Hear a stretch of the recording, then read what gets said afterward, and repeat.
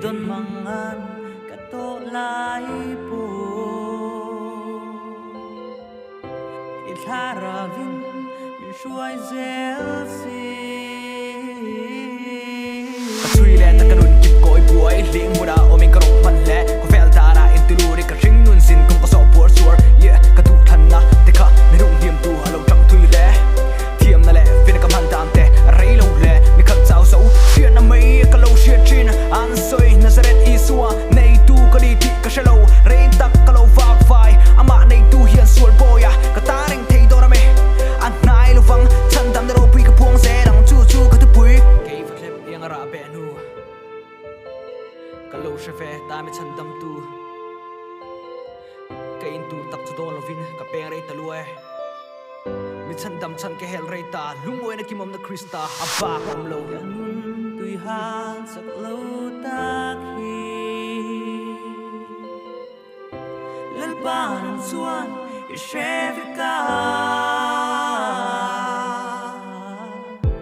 be don mangan kato lai po itharavin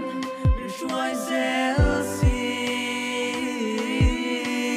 Tina tui fin riat thua riat noi sal to nu sual na thim thil ti the na pul an nun ruak dan an chel ka ta mi kan chuak tu i suak krista rong bol tu ra chan dam ni na thei hin thak ko pa ko ve par tar tu na ka che ka le me ka tu ra thale de sa a om ma ila nang ka nei chuan lim na ka nei faro thin lungul eng khau le nun rong sual he ka thin lung khau le nun rong ti dem so tu chu ka lal pa krista i suak tu le la ko vel lim lo na ten no lir ka di ma chu bi khal to lo nge he nga par moi na te song che na ho sia mang ne tlo ton si lo thiam na le fin na chuan tur ka nei lo nang ka eng kim ka ma shuai tu boi na le har san kar ka kong en tu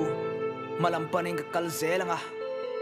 mal soman hu chia chu ka tong zelanga thipui lo sang en ti phone ma se ka zam to lo nge